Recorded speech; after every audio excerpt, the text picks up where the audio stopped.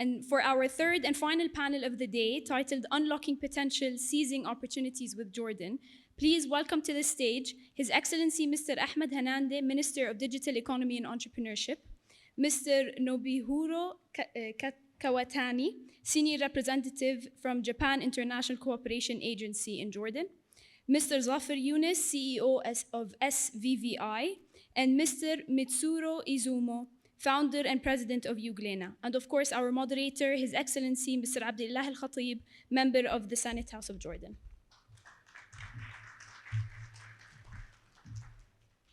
Welcome to the third session and the final one. And I hope that in this session, we'll be able to identify concrete opportunities in the two countries that would allow for cooperation between Jordanian and Japanese businessmen. Let me start by giving the floor to His Excellency Mr. Ahmad Hanandeh. His Excellency knows the ICT sector from both ends, and it's now a leading and growing sector in Jordan, and if I may say, it's an export sector as well. So give us or take us in a tour in this sector in Jordan and try to identify areas of cooperation between Japan and Jordan.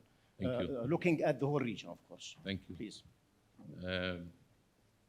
First of all, Your Excellencies, friends, colleagues, partners, ladies and gentlemen in this room, allow me to welcome our guests from Japan.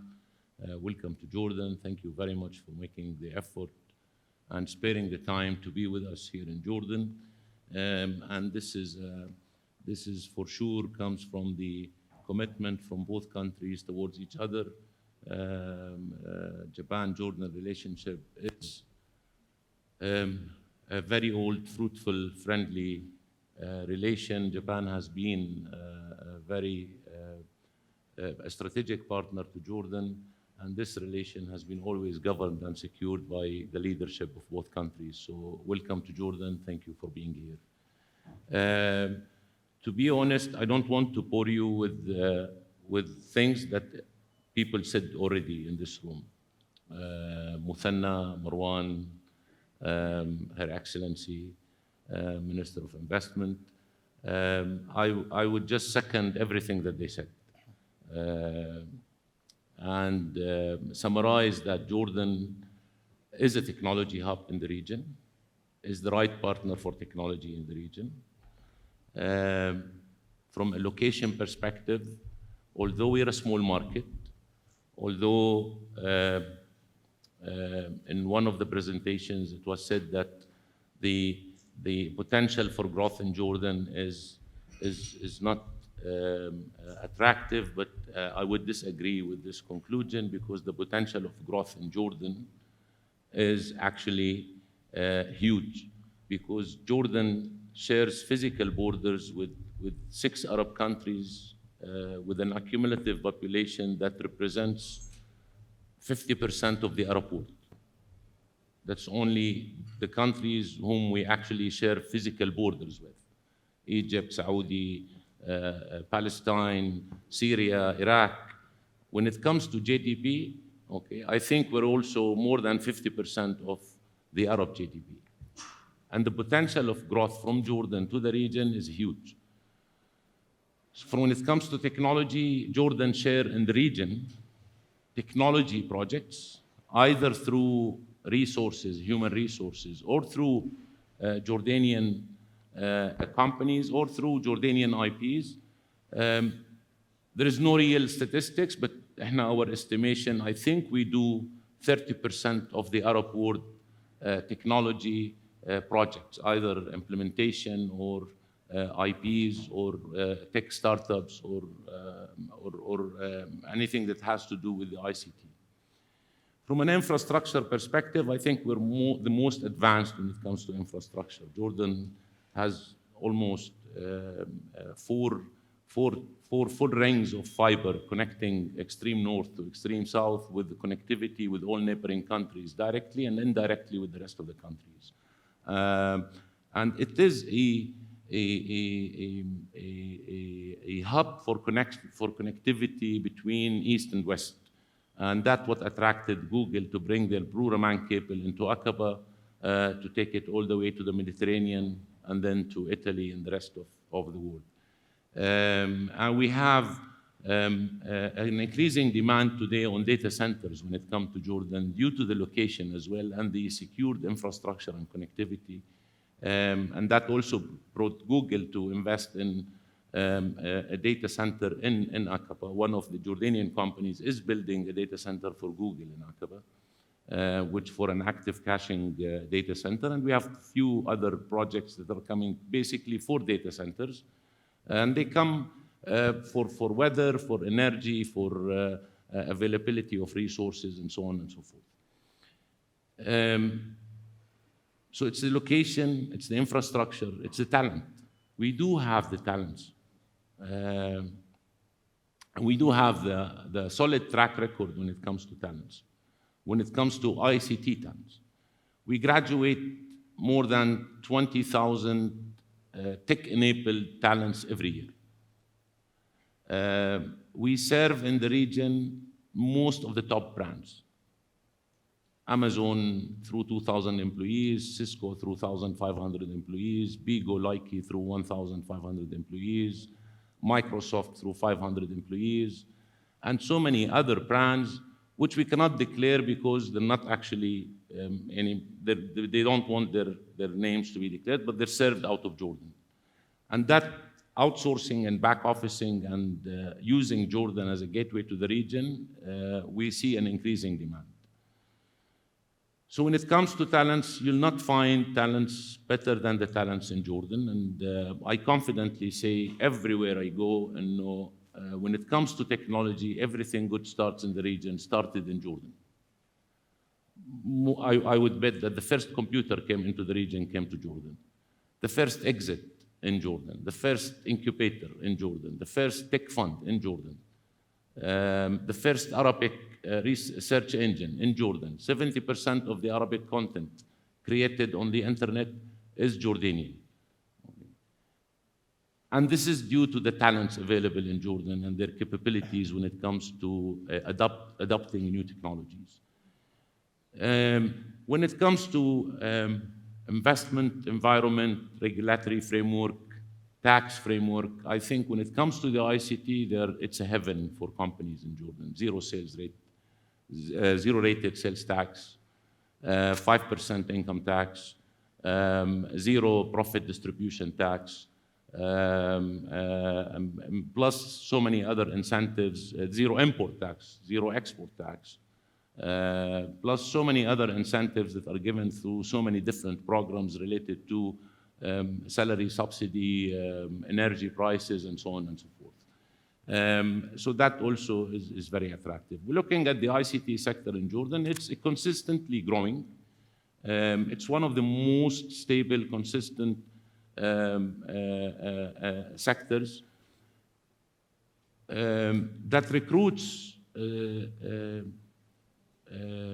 more than the latest study that we did on real data, not on surveys and statistics. We're talking about 45,000 direct jobs today in Jordan. But this number is not as important as the indirect jobs that this number is creating. So it's almost 1 to 2, meaning the total number of tech and tech-enabled jobs in Jordan exceeded 100,000. I see that Her Excellency Nasreen has started moving in the chair, so I'll conclude. One of the things that I heard lately, everything that happened in the past is one thing. We're so proud of the past. We're so proud of the Japanese-Jordanian relation. We're so proud of our ICT sector. We're so proud of the achievements of the sector. Future is another story. Future is totally different. Everything is changing in the future. Economy is changing. Jobs is changing. Technology is changing. Expectations of people, citizen, the future citizen is a digital citizen. The future economy is a digital economy. The future finance is digital finance. So future is totally different. And the faster is who is going to lead the future, not the stronger, not the rich. It's the country that can act fast, adapt fast, create, innovate fast. And I think we have all the ingredients for that in Jordan. Thank you very much. Thank you. Thank you very much, Your Excellency. And now I'll turn to Mr. Nobuhiro KAWATANI, who is the representative of JICA. And JICA is a development agency that has been active for a long time in Jordan. JICA is aware of the opportunities in many sectors in Jordan, as much as it's aware of what are the interests from the Japanese side. So I hope that you will be talking to us about the private financing schemes and opportunities that would be helpful to the private sector in Jordan to connect with the private sector in Japan. Please. Thank you very much, Excellency, for a very generous and comprehensive introduction of JICA. Can I have the, sorry, can I, Okay, thank you very much. So my name is Nobuhiro KAWATANI. I'm the senior representative for JICA Jordan office. And basically, we are developing the agency and helping the Jordanian government and people to develop the country. But in my session, I'd like to explain how JICA can help to unlock the possibilities of private businesses in Jordan. So briefly, I'd like to introduce what JICA does. So we are the biggest bilateral donor in the world and covering many schemes, including technical cooperation, grant aid, and ODA loans. And what is unique to JICA is that we can also work with the private sector with a private financing scheme. And in Jordan, we are working in mainly three sectors. One is economic development, including infrastructure such as energy and water. And also we work with industry development, investment promotion, and also, His Excellency here, and we are working on AI. And at the reception, you can find this brochure explaining AI strategy, and we are working with the Ministry of Digital Economy to help unlock the possibilities of AI in Jordan. And also, we work on poverty reduction, including health and education, and also we promote regional cooperation and regional stability. And why we work with the private sector? We have so many reasons. But what JICA does basically is to help develop a country, and tackle with many developing challenges. But in doing so, we'd like to have many resources, power, knowledge of private sector. But in return, we can offer a network and trust. And we have been working with the Jordanian government for almost 50 years. And we have experts working in the field. And also we have many schemes to offer, including private financing. So combining the power of JICA and private sectors, we'd like to create a better world in Jordan too. And we have many schemes we can help with the private sector.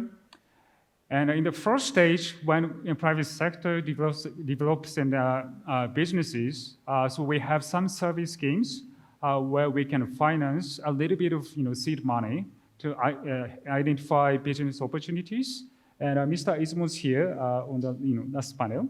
And we have worked together in the past in Bangladesh, and we to help start the business in Bangladesh. And unfortunately, this service scheme is only open to Japanese companies, but we strongly promote a partnership with the Jordanian or local companies.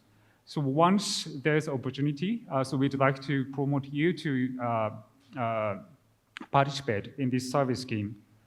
And also, once the business starts, we have some scheme to help private businesses. One is private sector investment finance, PSIFs, where we can offer a concessional financing by equity and loan to private companies, so that private business can develop. And PSIF schemes, I briefly explain what we can do. So in depth, we have invested in many businesses, including corporate finance, direct financing to private companies, and also PPP projects like project finance. And also, we don't have any example yet in Jordan, but we can also provide financing to banks, intermediary banks, so that the bank can extend loans to SMEs based on the concessional financing from JICA. And also for equity, so we directly invest in the private companies. And also we have some funds invested in Asia and some other countries, which can offer equity investment to smaller businesses. And one of the examples we have for PSIF scheme, so we have one project in Jordan for IPP project, where we financed with IFC and DEG and other developing financing institutions. And we've offered a loan to solar power generation. And so it's one of the biggest and most successful solar power plants in Jordan. And like this, we can unlock so many business opportunities with the concessional financing to Jordan. But since JICA is a development agency, so we have some criteria for financing. One is a company has to be a quality company, mainly targeting for the SDGs, and also we'd like to have some Japanese taste in it sometimes, but it's not mandatory. And also, since JICA is a development agency, we'd like to ask every business to contribute in some kinds of SDGs or developing goals so that we can create a better world. And so here is a little bit of details about our scheme in debt. So we can offer from about $10 million to $150 million. And we can, so what is very unique and special to this PSIF is that we can offer up to 20 years of loan with very concessional conditions.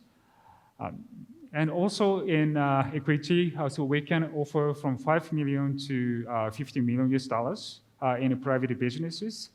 And we would like to have some exit strategy, however, but still we can help develop businesses here in Jordan as well. Okay, thank you very much. Thank you.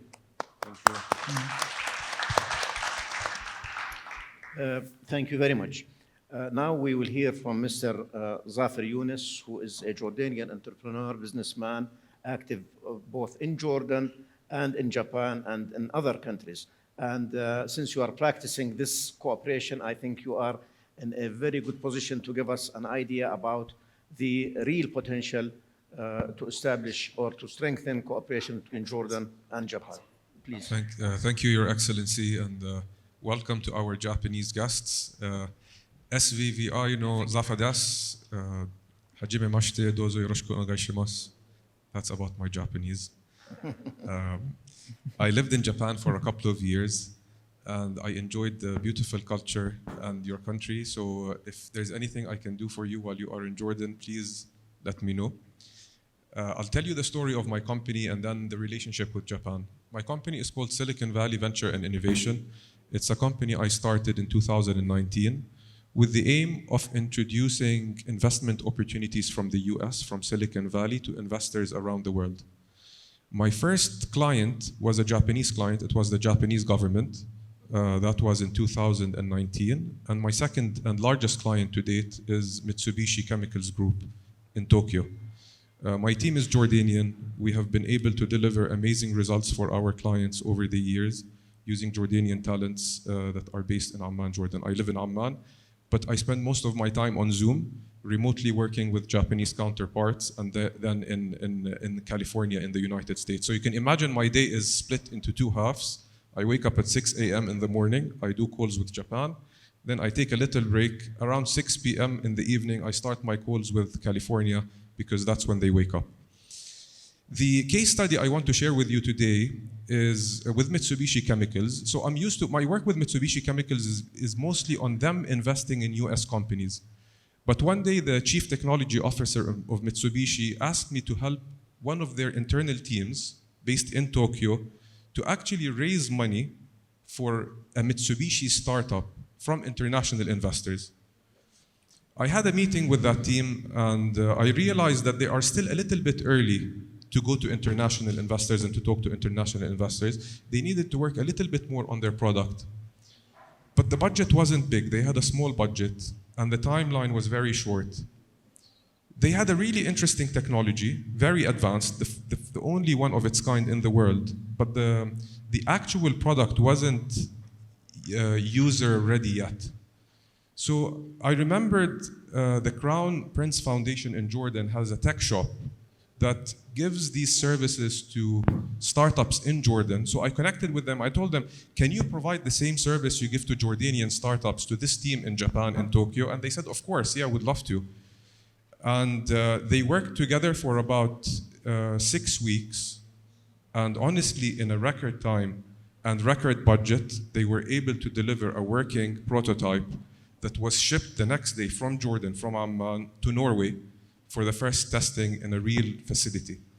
The cost, the best offer that team had from Japan was about $60,000 for the first prototype. The Jordanians were able to do it for $2,000. And you know what took the most of the 6 weeks? It was Mitsubishi signing on the purchase order. The actual work the Jordanians did was finished in 4 days.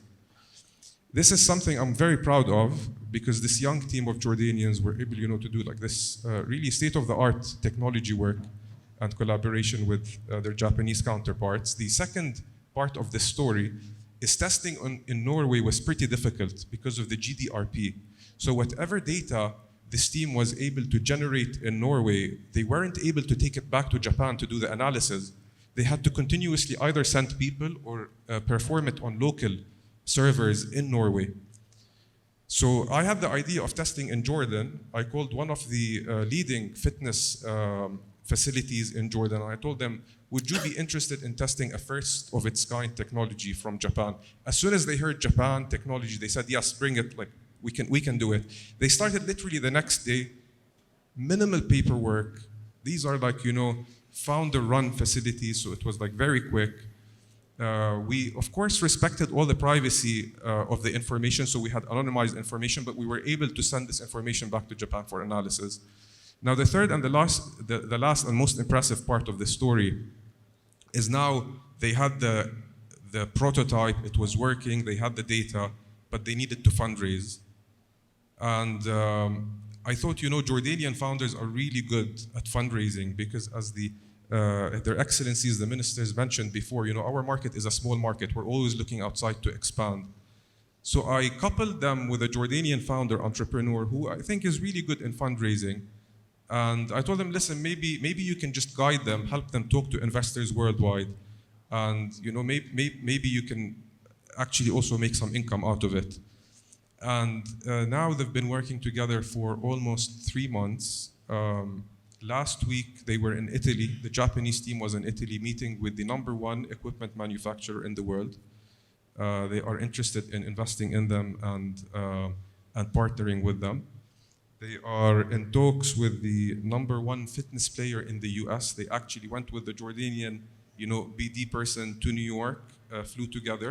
Because one thing also is for us, Jordanians, we're used to working with Europe, we're used to working with the US, we're used to working with multiple geographies, and we're used to working with people abroad. So it was very natural for this entrepreneur to be able to secure all these high-profile meetings for them. So now we have one of the major players in Europe in discussions, another in New York, and 3 in the UAE actually. So also Jordan is an amazing place to access this regional network of Jordanian investors in the region. And everyone's happy, like the Jordanians that worked on this project are super happy with this case study because they got to work on this global technology case study. The Japanese are very thankful. They're over the moon. Honestly, these results, and especially for our Japanese guests here, they know how slow things could be with large Japanese corporations, and to be able to do all of this in record time meant a lot for Mitsubishi and for the team that's working on this. So I would just invite you, to explore these examples and partnerships, hopefully, with people in my country, in Jordan. We're super excited, and Japan, as the slides showed before, is one of the top countries in terms of affinity, and people love, working with Japanese people and love Japan. So welcome, and hopefully we'll get to talk later as well.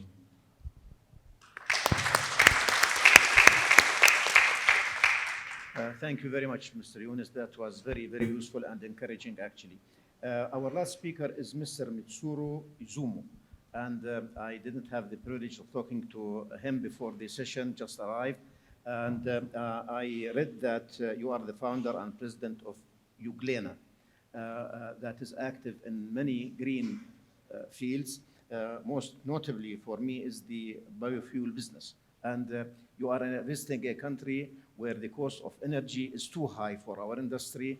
And I think that you may raise a great deal of interest in introducing your experience from the biofuel sector, please. Sure, thank you. Assalamu alaikum, Your Excellencies, global leaders, wonderful guests. Thanks for having me the great opportunity, such a nice event. I'm Mitsuru IZUMO. I'm running a bio startup company called Euglena as a founder and CEO. So today I'd like to touch on only 2 parts. The first one is of course, why I started my own company, very briefly. In the second half, I will share my personal connection with Jordan and how we can develop a relationship with Jordan. When I was a student in the University of Tokyo at the first grade, I visited Bangladesh. Bangladesh was still regarded as the poorest country in Asia. And at the time, I saw the real poverty issue there. They couldn't access to the fresh vegetables, fruits, eggs, meats, fish at all. So many children were suffering from malnutrition issue there. So I decided to solve the malnutrition issue in developing countries. Then when I came back to Japan, I studied hard on nutrition.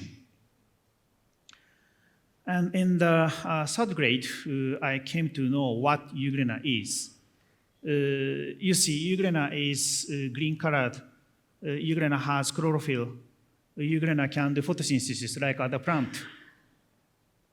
And the length is only 0.1 millimeter, very tiny microorganism. You should use the microscope for observing Euglena. And is a kind of plankton. What makes Euglena unique is that Euglena is a kind of plant. And at the same time, Euglena can move by itself like animal. Euglena has both plant and animal genes. Euglena can produce vegetable dietary fiber, fruits, vitamins, animal proteins, fishy unsaturated dietary fatty acid, every kinds of nutrients, 59 varieties of nutrients Euglena can produce at one time. So it's very fit for solving the malnutrition issue in Bangladesh. But it's extremely difficult to cultivate Euglena in a pure, sanitized environment.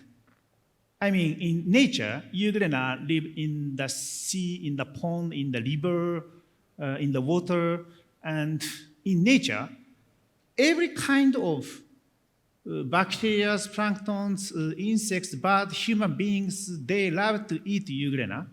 So it was very difficult to prevent from biologically contamination.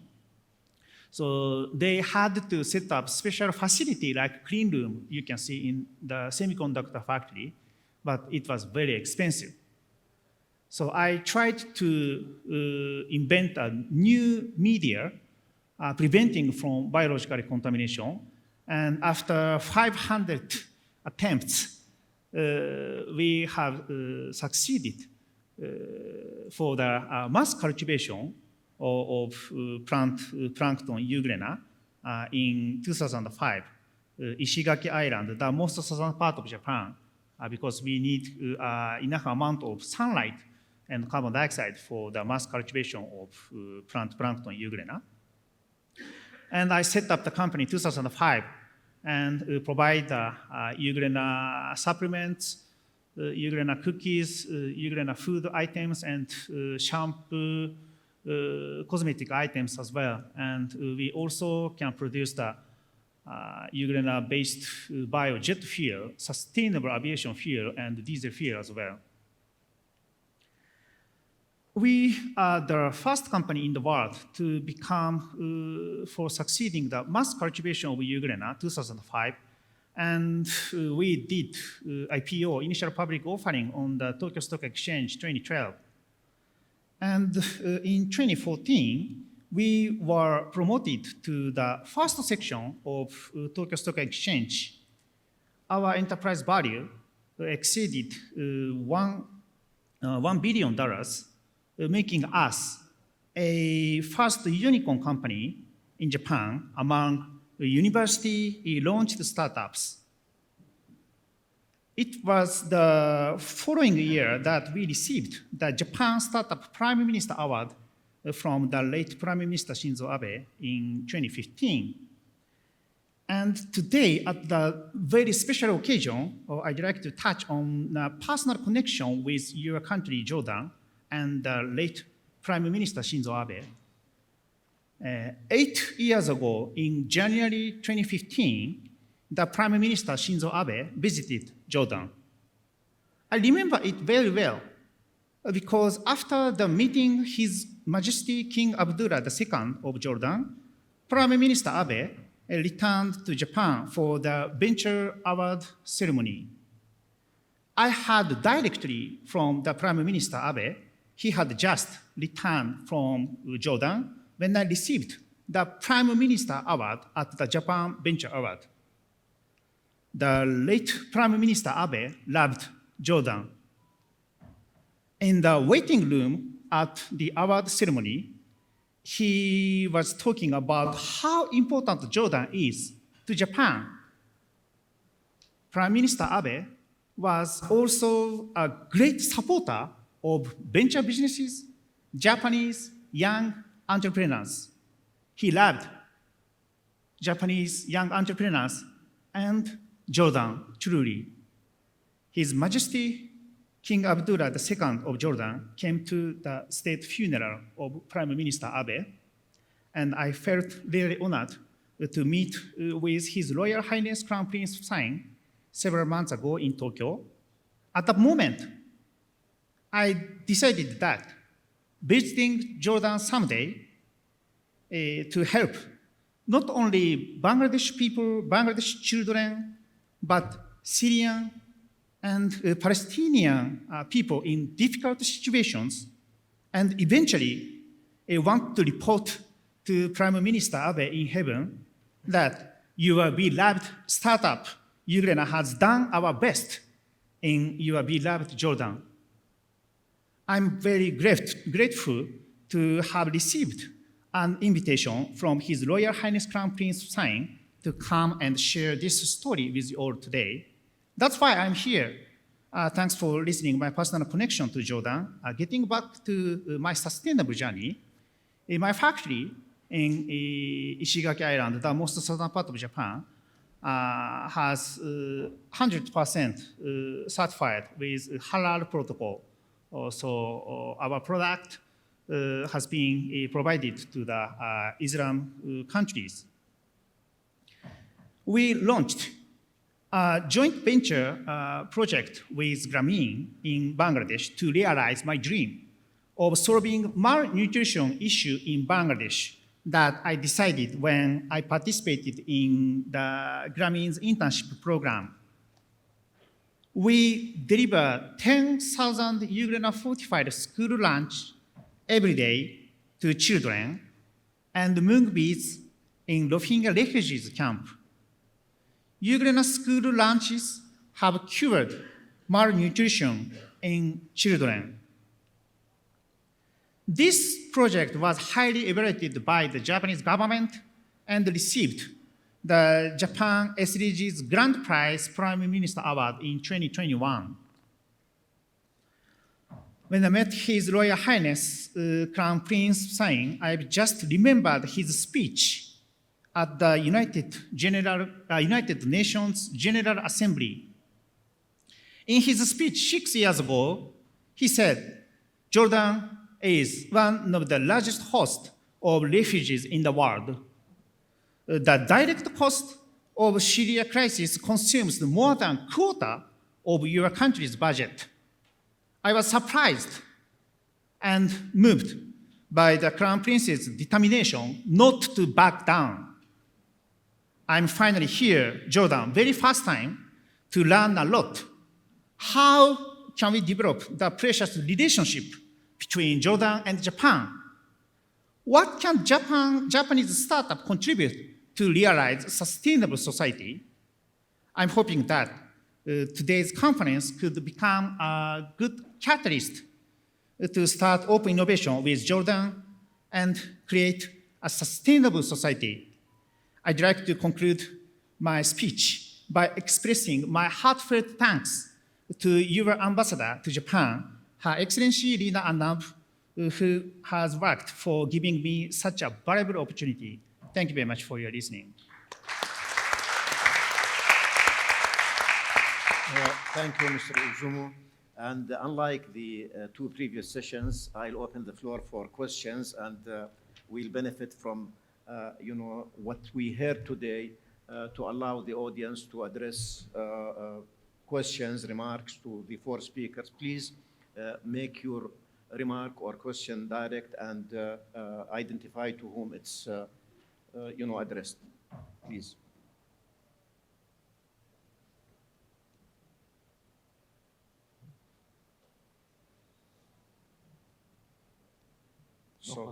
No questions. That's anyhow. I want to thank all speakers and, of course, thank the audience. And since the last speaker addressed, his appreciation to our ambassador in Tokyo, I'll take the opportunity to share his appreciation. She played a major role in putting with her counterpart, the Japanese ambassador in Jordan, in putting together this forum. I thank her, and I thank the ambassador of Japan to Jordan, and I am sure that both ambassadors will be a driving force addressing, encouraging the private sector to move closer to each other. Thank you very much, and I hope that Thank you.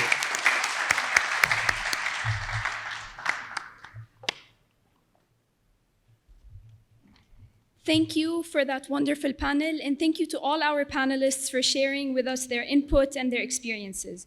We truly hope this whole day helps unlock business potential for both countries.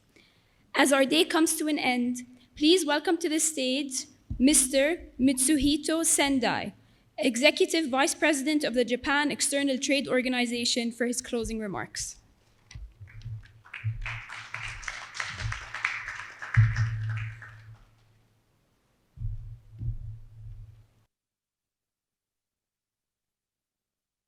アスラームアライクム。ただいまご紹介に預かりましたジェトロの理事の仙台です。主催者として一言閉会のご挨拶を申し上げます。本日はご対応の中、ヨルダン政府の大臣の皆様、中谷経済産業副大臣、奥山大使はじめ、大勢のビジネスリーダーや関係機関の皆様にご参加いただき、誠にありがとうございます。いかがでしたでしょうか、皆様。時間が、プレゼンテーションされた皆様、時間が足りなかったのではないでしょうか。そして、ヨルダンや日本だけではなく、UAE、エジプト、日本から多くの企業の皆様にご参加いただき、盛大に開催できましたことを心より御礼申し上げます。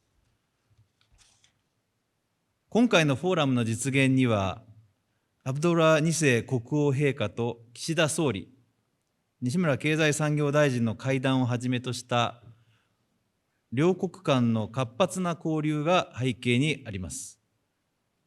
今回、両国間のビジネス交流への期待をこのような形で具体化できたことは大きな喜びですが、両国間のさらなるビジネス関係の拡大はまさに初についたばかりと言えます。特に今回のフォーラムで取り上げました半導体、重要鉱物、エネルギー、テクノロジー分野ではさらなる協力が期待されます。本フォーラムが両国間ビジネスの可能性を広げる一助となり、今後の事後のフォローアップ等を通じた新たな発展へのきっかけとなるよう、ジェトロとしましても具体化に向けてビジネスの目を大事に育ててまいりたいと思います。ここに主催者として本イベントを運営いただいたヨルダンストラテジーフォーラムの皆様には、特に多大な協力に改めて共催として感謝申し上げます。これよりヨルダンストラテジーフォーラムのバラカット CEO よりご挨拶いただきます。その後ですが、ビジネスミーティングのセッションへと移ります。説明の時間が足りなかったところはですね、こちらの方で、運営いただくヨルダンストラテジーフォーラムの皆様に、こちらの方で、意見交換していただければ、情報交換していただければと思います。運営いただくヨルダンストラテジーフォーラムの皆様に改めて感謝申し上げますとともに、こうした機会をぜひご活用いただき、両国間の協業が一つでも多く生まれることを期待いたします。両国間関係の末永き繁栄と友好関係の一層の発展を記念し、閉会の挨拶とさせていただきます。本日はお集まりいただき誠にありがとうございました。シュクランジャジーラン。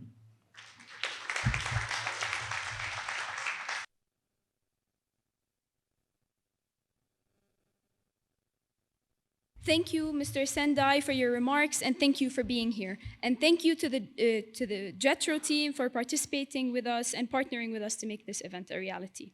And finally, but certainly not least, please welcome to the stage Her Excellency Ms. Nisreen Barakat, CEO of the Jordan Strategy Forum, for her closing remarks.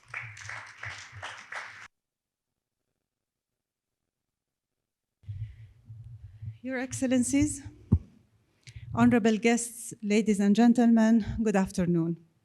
I assure you I will be very brief and will not take up a lot of your time. I would like to thank you all for joining us today at the Jordan-Japan Business Forum. It has been an incredibly enlightening and productive event filled with engaging discussions, insightful presentations, and valuable networking opportunities. As we come to the end of this forum, I would like to take a moment to reflect on the significance of our gathering and express our gratitude. First and foremost, I would like to extend my deepest appreciation to our esteemed speakers and panelists who shared their expertise and knowledge with us. Your valuable insights have provided us with a deeper understanding of the business landscape in both Jordan and Japan, fostering a stronger foundation for collaboration and mutual growth. I would also like to acknowledge the great effort by the dedicated team of volunteers from the media, Al-Ustaz Faiq Hijazin wa Faisal Al-Tamimi.